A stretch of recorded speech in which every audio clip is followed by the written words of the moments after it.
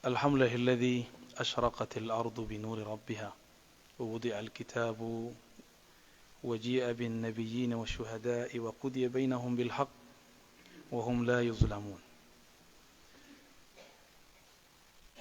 Yang kami hormati orang tua kami, kawan-kawan segala macam, sengaja ndak ada umum-umumkan, emang spontan ya. Surprise. Alhamdulillah. Kalau bau umumkan lu kok ndak dapat lo bagian orang totong lah. Bapak Ibu yang bukan Allah, ada satu ayat favorit dibaca dulu dek orang-orang tua kita. Yaitu 3 ayat terakhir surat Az-Zumar. Wasiqal ladzi taqaw. Ittaqaw dulu. Dari kafaru dulu. Ya, berarti 5 ayat sebelum terakhir. Kalau yang 3 ayat itu orang yang bertakwa. Kalau yang 5 ayat sebelumnya itu orang-orang yang kafir. Kami pun dulu sering membaca ini waktu sholat ya. Tapi supaya tidak salah, karena kalau membaca hafalan dengan membaca dipotong-potong itu beda. Ya, bisa salah. Wasiqal ladzina kafaru ila jahannama zumara. Ya. Wasiqa, waw dan siqa, ditarik, didorong. Siapa yang didorong? Alladzina kafaru, orang-orang yang kafir, ila jahannama zumara, kepada Jahannam itu bukan bahasa Arab, tapi itu bahasa Ibrani yang diarabkan. Kalau orang Ibrani nyebutnya Jahannam. Jadi Jahannam itu bukan lo bahasa Indonesia. Bahasa Indonesia dulu Jahannam. Dasar Jahannam gitu kan. Jahannam itu bermakna nar, api. Kiranya nar itu menjadi salah satu bahasa yang majmuk sampai ke wilayah India. Maka dalam bahasa India neraka itu disebut naraka. Nar. Ya. Itu bukan cocok logi. Itu yang menyebutkan orientalis dari Australia bisa 19 bahasa dan meneliti kata-kata asing yang diserap dalam Al-Quran. Ya. Itu ada bukunya ya, ditulis tahun-tahun awal-awal abad 20. Alhamdulillah kami meneliti kitab-kitab itu untuk jadi bahan perbandingan untuk mahasiswa S3 dan S2. Ya. Kata Jahannam berarti kita artikan sebagai neraka. Ya. Nah, maka terjemahan neraka dalam bahasa Indonesia itu bukan bahasa Arab, tapi bahasa Sanskerta.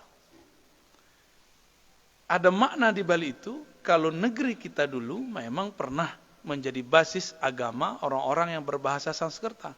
Apa agamanya? Orang yang bahasa Sanskerta. Hindu dan Buddha. Ya. Tapi ulama kita tidak mempermasalahkan terjemahan Jahannam kepada neraka. Sebab kata nar, neraka bahasa Arab, nar. Itu cuma nambahin ka, naraka. Ya. Dia orang awak naroko. Lai semen itu juga nak kini menyebut naroko ndak lepak. Ya, lah berubah R nak. Padahal baca R naroko tu miripnya je orang Prancis. Orang Prancis ya, region. Apa kata Allah? Zumara. Dan ketika orang-orang kafir digiring masuk ke dalam neraka secara berbondong-bondong. Zumara. Itu ayatnya. Tapi beko di ayat yang, itu ayat yang 71. Di ayat 73 dibalik. Kita loncat-loncat. Wasiqal ladzina taqaw. Dan sambung. Digiring pula, dipaksa. Jadi orang-orang kau lucu. Nabi SAW mengatakan Allah tersenyum melihat orang-orang dipaksa masuk surga. Ada orang-orang dipaksa masuk neraka. Bala cerita dipaksa masuk surga. Akunya wasiqal ladzina taqaw rabbahum ilal jannati zumara.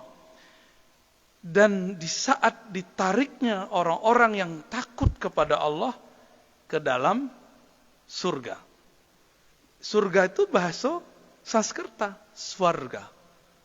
Ya, kalau Pak Guru lah paham tuh. Ya swarga ya Pak. Itulah jadi bahasa dulu tuh, swarga. Kata jannah kalau diterjemahkan ke bahasa awak kebun. Hanya orang Indonesia, orang di Nusantara, kalau kebun banyak deh Wak. Ya. Kalau kami bawa rombongan merempek orang, sampai setengah. Ya. Itu nanti setengah itu Pak Letkol. Itu mencolek ke muka, colek ke kida ketika jalan. Masya Allah, Masya Allah. Dek banyaknya kebun-kebun. Ya. Hadaik, hadika, kebun-kebun. Poga. Ya ona olok dah bahasa orang ada poga aja. Tapi ona itu di Malaysia jadi negeri perlak ya. Perlak ya. Ya. Tapi ulama kemudian paham yang sudah masuk ke alam bawah sadar umat, kalau kebun itu biasa, tapi disebut surga, itu dan ini jadi luar biasa. Maka mereka meminjam istilah Sanskerta. Walaupun pernah dipakai dalam ajaran Hindu dan Buddha, tidak dipermasalahkan, dipinjamkan ke dalam terjemahan. Termasuk nanti kata solat menjadi sembahyang, itu jadi tidak masalah. Saum jadi puasa, itu semua amalan orang-orang Hindu Buddha. Puasa. Ya, puasa itu, ya, pu itu artinya menahan. Esa, puasa. Mendekatkan diri dengan cara menahan makan dan minum atau tidur untuk mendekatkan kepada Yang Maha Esa. Kan sama itu. Sudah masuk ke alam bawah sadar orang di Indonesia, di Nusantara. Kalau mendekatkan diri kepada Allah itu namanya puasa. Dengan cara mengurangi makan dan minum, bahkan tidur. Jadi ulama kita sangat cerdas. Kini tibolo kawan-kawan mengecek, tidak boleh terjemahan solat jadi sembahyang. Tapi bakoknya menerjemahkan saum jadi puasa. Kan ada yang tidak mengertinya ilmu bahasa itu. Ilmu bahasa itu ilmu Allah. Tidak masalah. Orang tuh kursus bahasa Indonesia. Jadi orang yang melarang terjemahan Rob ilah kepada Tuhan, itu tidak mengerti bahasa Indonesia dan sejarah bahasa Melayu. Yang lebih lama orang tua atau Syekh Abdul Rauf As-Singkili di Mekah di Madinah. Syekh Abdul Rauf 20 tahun di Mekah Madinah. Belajar ke imam ahli hadis namanya Syekh Ahmad Al-Kushashi. Yang hafal ribuan hadis dan mempunyai sanad-sanad semua kitab, termasuk mursyid semua torikot dan ado zaman itu. Longkok gonok. Ya, itu Imam Al-Kushashi. Kemudian meninggal Kushashi, belajarnya ke Imam Qurani, sama 11-12. Ilmunya itu adalah ilmu-ilmu langit lah kalau bahasa kami. Syekh Abdul Rauf pulang, diterjemahkannya tafsir Baidawi, ditambahnya seketek. Diterjemahkan kata Rob menjadi Tuhan. Ilah menjadi Tuhan. Itu tahun 1600-an tuh. 20 tahun di Madinah. Bahasa dia. Kecek kawan, dia tidak pakai kamus. Tuhan tuh pimpinan dewa. Bila lah tuh. Ya. Lihat do kamus mana itu, Ustaz. Ada kamus tanya, kamus seorang kali ya. Jadi kalau ada orang itu golak-golak je lah, Pak. Ya. Nil jahilin, berpalinglah dari orang jahil. Ya. Jadi sama-sama dipaksa. Giliran yang dipaksa, digiring itu orang-orang yang masuk surga. Apa kata Nabi? Ajiba rabbuka. Allah tersenyum melihat ada orang dipaksa masuk surga. Anak-anak ya dipaso sembahyang. Kita ya dipaso dulu deh, orang kayak gitu, guru kita. Yo, kan ya dipaso. Itu pemaksaan masuk surga. Itu kecek beliau. Allah mewajibkan sholat 5 waktu, artinya Allah menggiringmu, menarikmu, berantai-rantai masuk surga. Tapi sebaliknya, ada orang yang digiring masuk neraka. Di ayat 21.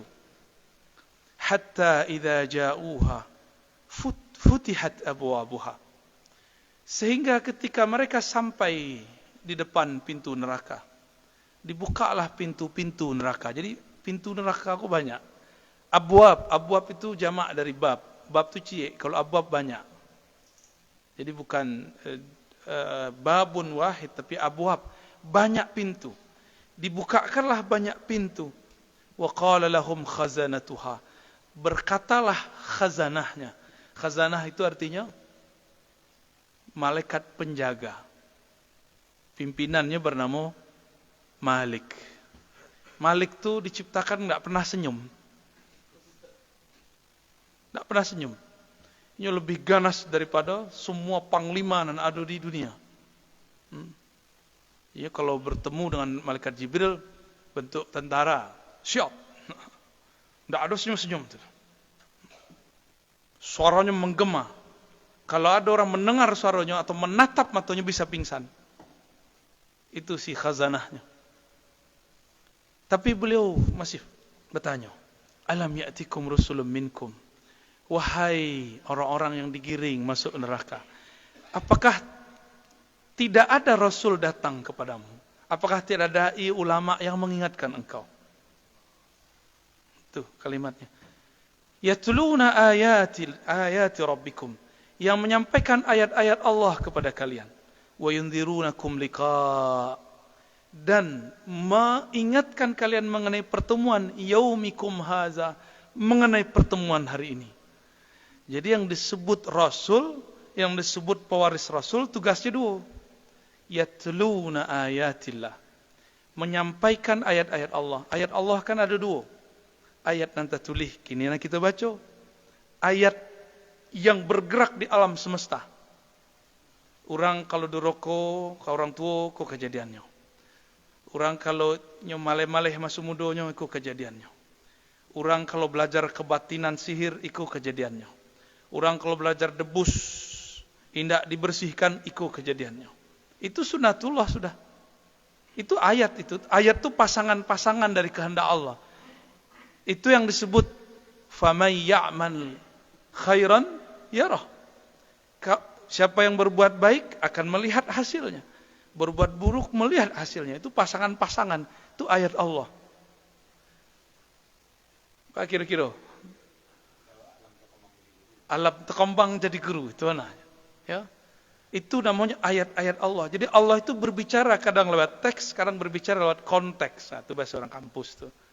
Kalau bahasa orang Minang, Allah berbicara lewat alam. Maka jadikanlah ia jadi guru. Bahasa awaknya alam tak kembang jadi guru. Kami jarang dengar itu di seorang. Lama dengar beliau menyebut itu ya. Syukron Pak Maharnis. Ya. Sebutlah nama beliau Ustaz. Pak kalian kan maju sudah koleh.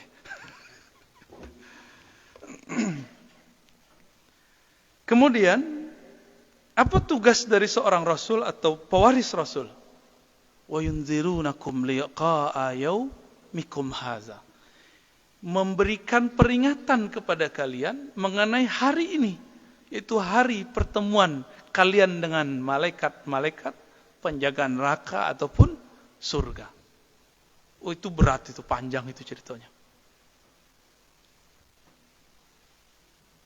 Kalau kami bercerita di majelis tertentu, Jawa tidak berani mengecek leh. Ayam matu aja mengecek leh. Ya. Mulai dari awal pengajian sampai akhir nangis aja ya Pak. Akhirnya pengajiannya nangis. Tapi kita tahan dulu. Maka kami tidak merokok. Maka cara menghilangkan tangis itu melihat kitab. Lain kalau kiai-kiai, buya-buya di surau, kiai-kiai di Jawa. Kalau tiba raso menangis itu merokoknya. Nah, jadi jangan suuzon loh orang merokok. Tapi kalau kami tidak merokok, ya.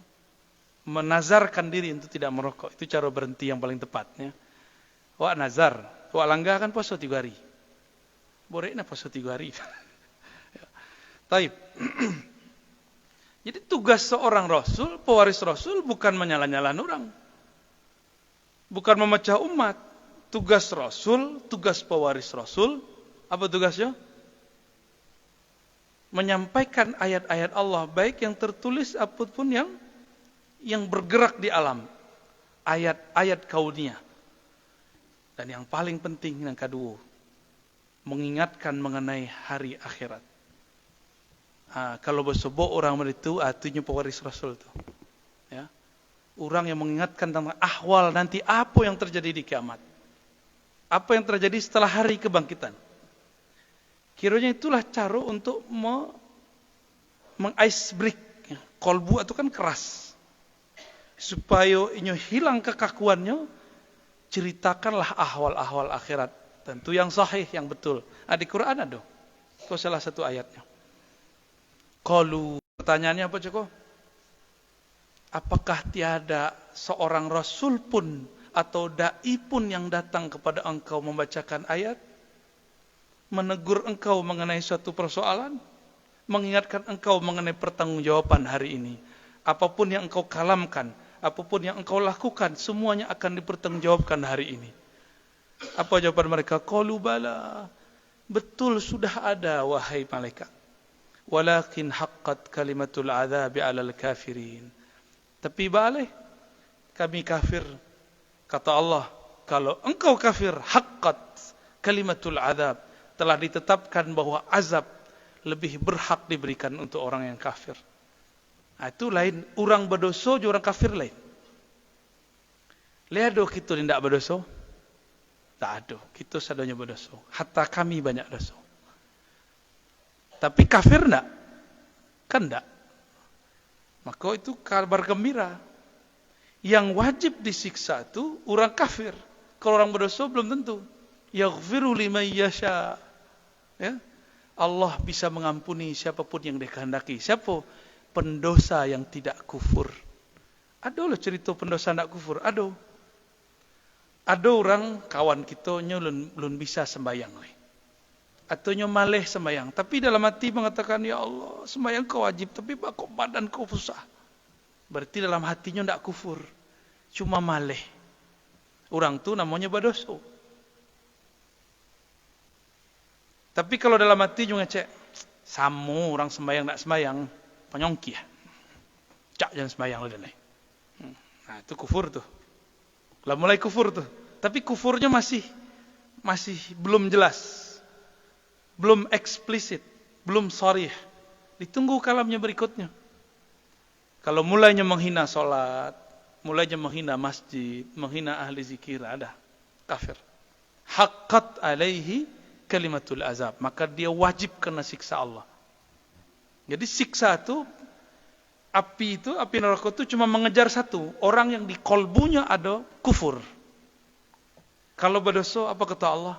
Jika engkau tidak merasa berdosa, aku akan datangkan sekelompok kaum yang merasa berdosa, fa'aghfiru lahum. Lalu aku ampuni mereka. Jadi Bapak Ibu, kita hidup berumah tangga, hidup beranak, bertetangga, berutus anak. Kan kadang-kadang mulut tuh lepas. Ya. Kan kadang-kadang masih tersinggungnya, padahal hidup sekian tahun je orang kok.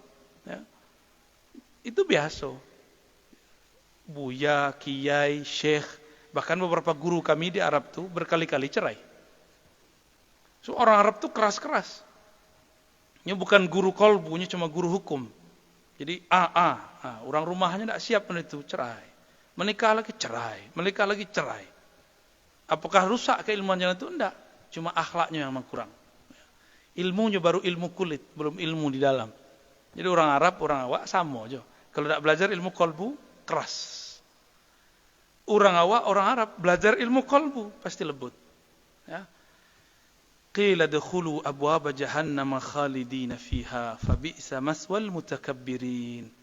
Maka dikatakan kepada mereka, diseru, wahai orang-orang kafir, masuklah ke dalam pintu-pintu neraka. Khalidina fiha, kekal selama-lamanya.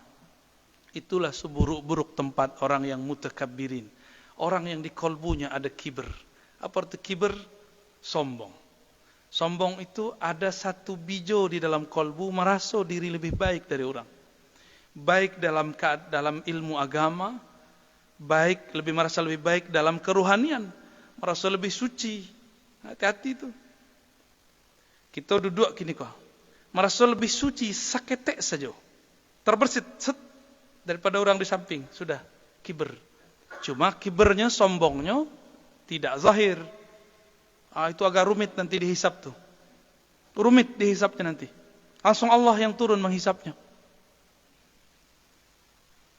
Kalau yang mutakabbirin dinampakkannya sombongnya. Kan ya banyak orang sombong ini. Ya, sebenarnya banyak. Ya, sebenarnya banyak. Mutakabbirin itu batrul haq, menolak kebenaran. Belain orang siap berbeda dengan menolak kebenaran. Dek kawan, awak berbeda aja nyor kecil awak sombong. Padahal nyor sombong. Justru memaksakan pendapat itulah yang disebut sombong. Orang yang intoleran tuh sombong-sombong rata-rata. Beragama tapi kok jadi intoleran, tak toleransi aja orang lain. Cie aja. Nah, pemahamannya harus mereka, di luar mereka bid'ah. Itu jangan-jangan muncul dari kolbu yang kiber. Ya. Sehingga orang di luarnya dianggap ahli bid'ah. Ya. Yang tak sefaham dengannya disebut ahli bid'ah, dan itu mulai menjadi masalah di tengah umat. Dari dulu masalah kita itu saja. Semenjak reformasi sampai kini semua aliran dibebaskan. Terjadilah kebebasan puncak dalam beragama di Indonesia, dan satu-satunya negeri di dunia yang paling bebas beragama Indonesia. Kalau tidak percaya jalan-jalanlah. Ya. Kami sudah jalan-jalan ke beberapa negara. Kemudian kita simpulkan, kita ngobrol sama orang yang sudah berjalan ke negara ini, negara itu. Hatta negara Saudi, itu negara yang tidak bebas beragama. Di Saudi, tidak boleh buat pengajian mereka sembarang.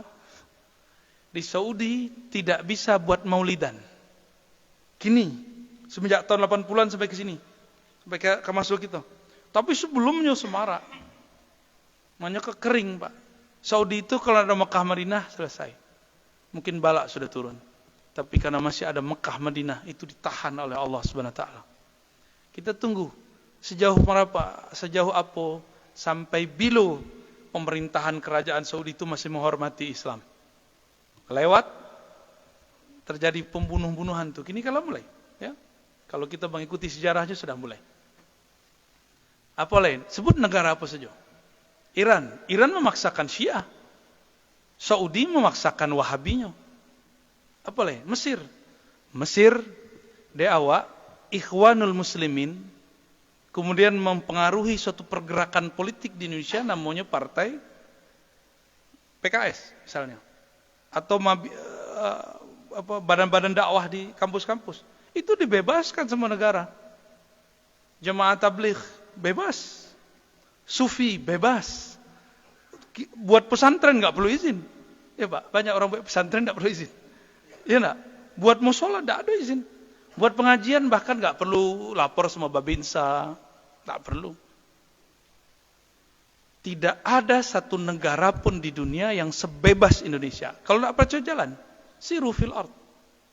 Amerika itu cemehnya godang.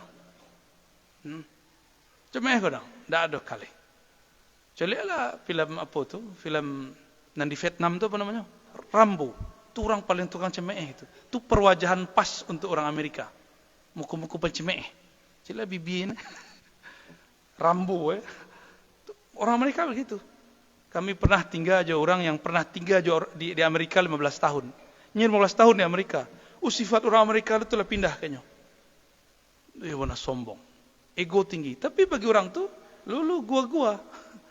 Itu dia. Jadi baginya enggak ada model awak tuh. Kalau apalagi orang Minang. Orang Minang tuh, ya warna pikir-pikirnya kecek orang. Kecek orang di Lepau, kecek orang di Masoji, kecek orang ketika beroleh, ya tak? Ya warna pikir-pikirnya ada orang awak. Sekolah negeri Minang, kau negeri energi kata-kata. Abih wak dek kata-kata tuh. Karyo. Tentu kita nanti tinggal di kampung lebih faham lah itu. Ya.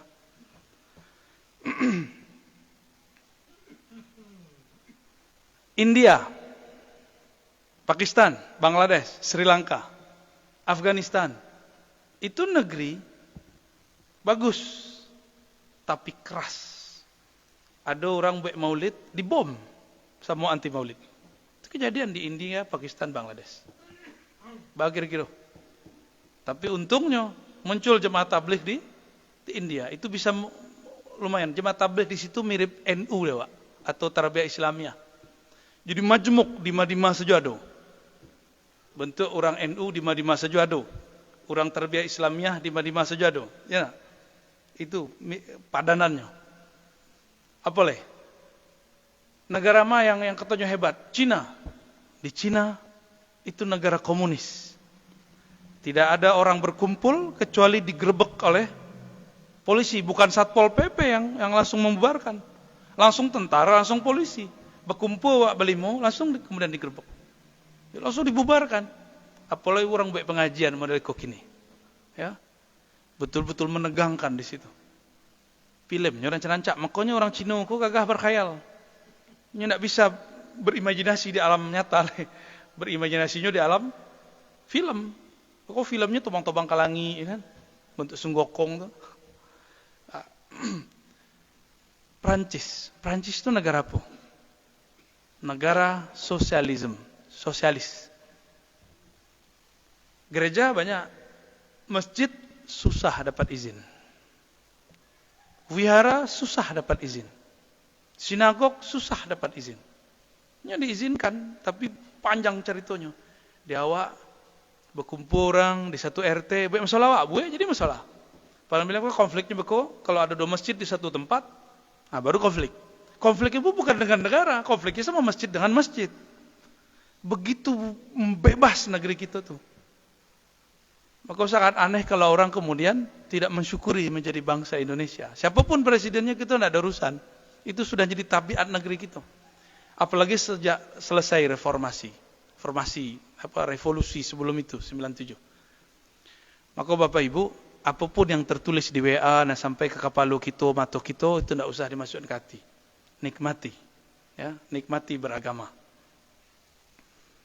Terakhir disebutkan di situ, wasiqal ladzina taqaw rabbahum ilal jannati zumara hatta idza ja'uha wa futihat abwabuha wa qala lahum khazanatuha salamun alaikum tibtum fadkhuluha khalidin. Orang-orang yang bertakwa, ya, jadi kira mahar masuk surga itu at-taqwa. Dan Nabi mengatakan at-taqwa hahuna. Takwa itu bukan urusan kopiah. Bukan urusan lah pakai outer, pakai gamis di luar. Lah pakai sarung, lah pakai baju koko. Bukan. Takwa itu hahuna. Takwa itu sumbernya di kolbu. Kalaulah kolbu itu bertakwa, makanya dipanggil. Jadi Nabi mengajarkan beragama itu secara rohani. Dimulai aja secara rohani. Baru secara zahir. Kalau kita balik, anak di pasar dulu sembahyang, baru dikenalkan ke Allah. Akhirnya terpaksa sembahyang. Kenalkan dulu anak tentang Allah. Makanya akan mudah mengenal Allah. Maka dikatakan di situ ketika mereka digiring ke depan pintu-pintu surga, maka penjaga surga tidak bertanya, tapi menyapa hormat. Salamun alaikum tibtum. Fadkhuluha khalidin. Hormat ahli surga. Kami pelayan engkau. Salam. Apa arti salam? Selamat itu satu. Apa arti lain? Salam. Kalian terbebas dari siksaan. Itu arti salam. Apalagi salam? Kalian terbebas dari semua keburukan-keburukan. Itu arti salam. Dalam bahasa Arab, ya. Al-bara'ah minal uyubi wal aurat. Terbebas dari keburukan-keburukan. Salamun alaikum. Tibtum. Selamat atas kalian. Tibtum, kalian dipenuhi oleh kebaikan-kebaikan. Tayyib. Tayyib itu artinya kebaikan-kebaikan. Jadi malaikat itu hormat kepada orang bertakwa. Jadi pelayannya malah. Dan itu adalah dalil bahwa malaikat itu tidak lebih tinggi dari orang bertakwa. Malaikat itu zikirnya cie-cie aja. Subhanallah, subhanallah saja. Dari awal dicipta sampai terakhir. Ada malaikat yang cuma zikir la ilaha illallah. Itu malaikat hebat tuh. La ilaha illallah, la ilaha illallah, la ilaha. Dari awal dicipta sampai akhir. Kita sebentar kau lampai zikir. Subhanallah, alhamdulillah, la ilaha, Allahu akbar. Dapat la ilaha illallah. Sampai langsung. Itu sudah 4 jenis malaikat tuh yang mendekati kita. Jadi Bapak Ibu baca subhanallah, turunlah malaikat yang baca subhanallah. Baca alhamdulillah, turunlah malaikat yang baca alhamdulillah. Baca Allahu Akbar, turunlah malaikat takbir. Baca la ilaha illallah, turunlah malaikat tahlil. Baca sadonya subhanallah walhamdulillah wa la ilaha illallah akbar. Itu malaikat tuh berduduk bahasa orang lamu dukun-dukun. Duyun-duyun. Ya benar turun. Cuma kita ndak hawas. Hawas tuh ndak bisa merasakan. Tapi orang tertentu bisa merasakan. Dicirikan dengan merinding. Tash'urun, bulu romamu berinding. Itu tash'urun bahasa Arabnya. Tash'ur itu kan dari sya'run. Sya'run itu bulu. Tash'urun ketika bulu tu toga. Itu berarti ada yang hadir tuh. Ada malaikat rahmat yang hadir. Cobalah ya, kalau tidak baca ya. Maka majelis-majelis zikir dimanapun itu lebih sejuk daripada majelis-majelis fikir. Majelis fikir di kampus, apalagi majelis-majelis gosip. Itu yang maka kami tahu hobi gitu samu. Minum tolu di lepau. So jadikan minum tolu di lepau tu jadi hobi untuk membicarakan kebaikan-kebaikan. Jangan mengecek nurangnya, Wak. Ya. Tapi banyak-banyak hal-hal yang positif. Supaya kita undang malaikat dimanapun. Ya.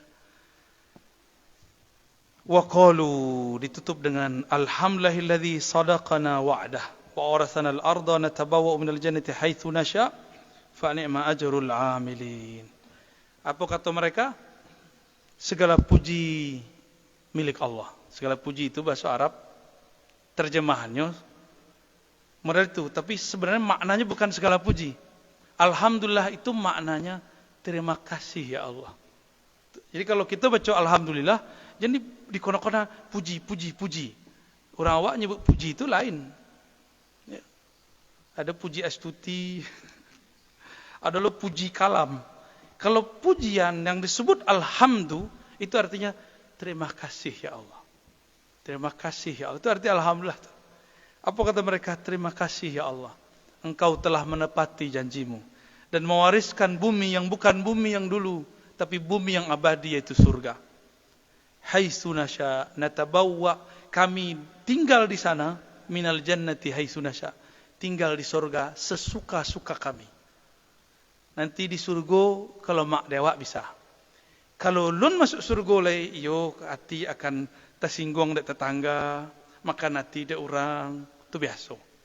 Jadi kalau lay hidup dulu, pasti ada tersinggungnya.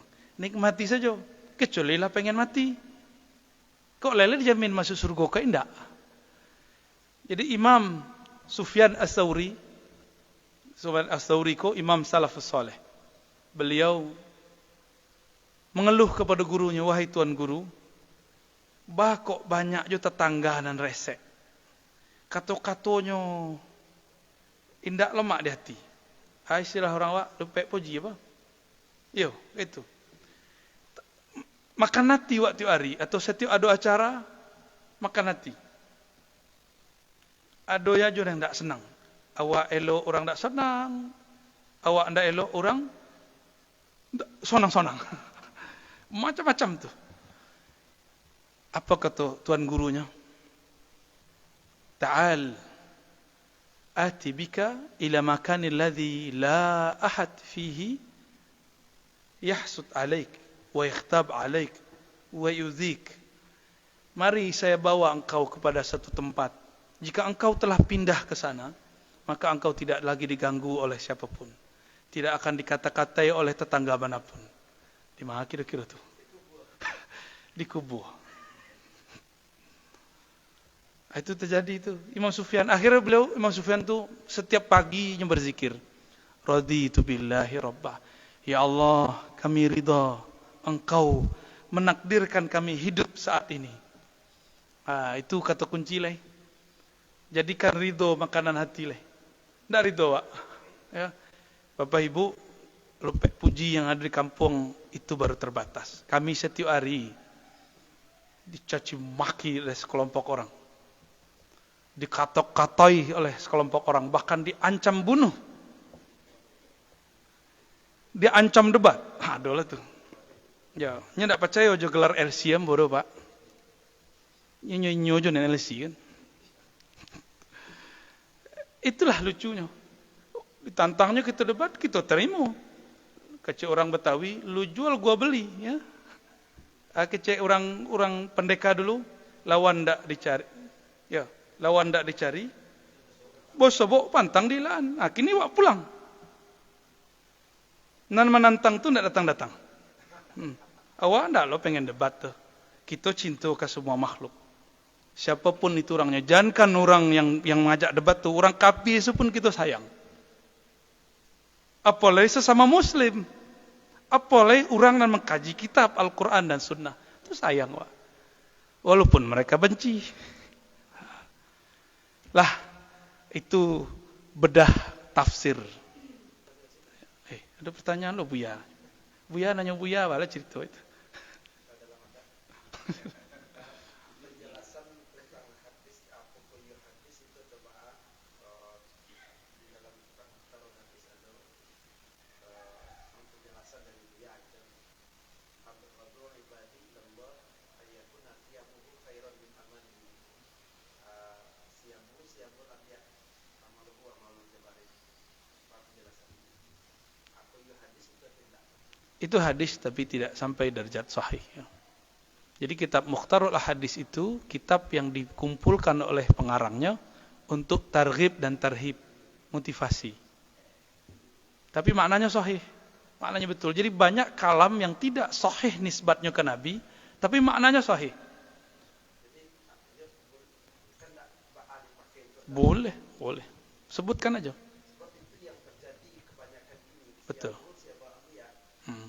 Kironya de barekna. Siapa Ustaz tembak tu? Abghadul ibad ilallah siabul anbiya. Seburuk-buruk hamba Allah, gayanya gaya Nabi. Nah, itu gaya itu. Qala Rasulullah. Qala Allah. Bentuk lainnya nak. Tapi akhlaknya akhlak orang sombong. Menyalah orang je kepanjang hari. Ya. Coba cari riwayat di hadis Nabi. Kapan Rasulullah menyalah-nyalahkan orang di Mekah? Ada enggak? Ketika Abu Zar datang, Abu Zar kemudian mengatakan, "Wahai Rasulullah, Abu Zar itu 30 hari 30 malam cuma minum air Zam-Zam." Jadi dicari-cari Nabi itu enggak sebut kira Nabi masih dakwah secara tersembunyi.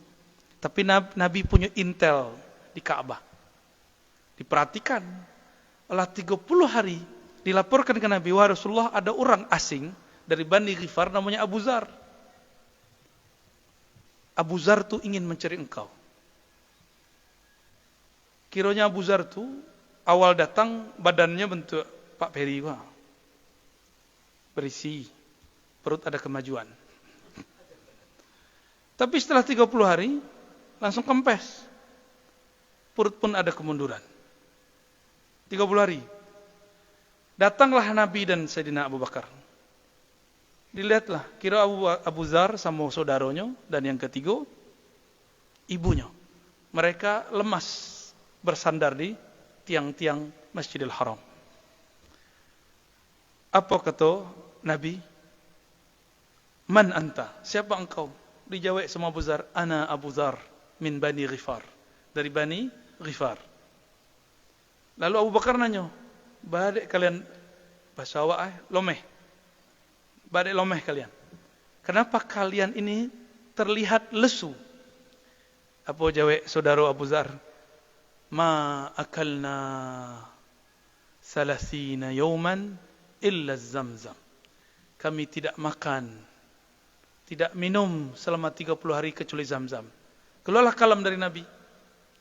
Az-Zam-Zam ta'am. Zam-Zam itu sama je makanan. Kiranya itu cara Allah membersihkan penyakit-penyakit di Abu Zar. Baru dibawa ke rumah Arqam atau siapapun Abu Bakar As-Siddiq. Ditalkinkan zikir la ilaha illallah. Masuk kalimahku dalam dirinya, tiba bagaknya. Kecek kawan tu Abu Zar, sahabat Rasulullah. Wahai Rasulullah, izinkan aku memproklamirkan imanku di depan semua berhala dan di semua orang-orang musyrik.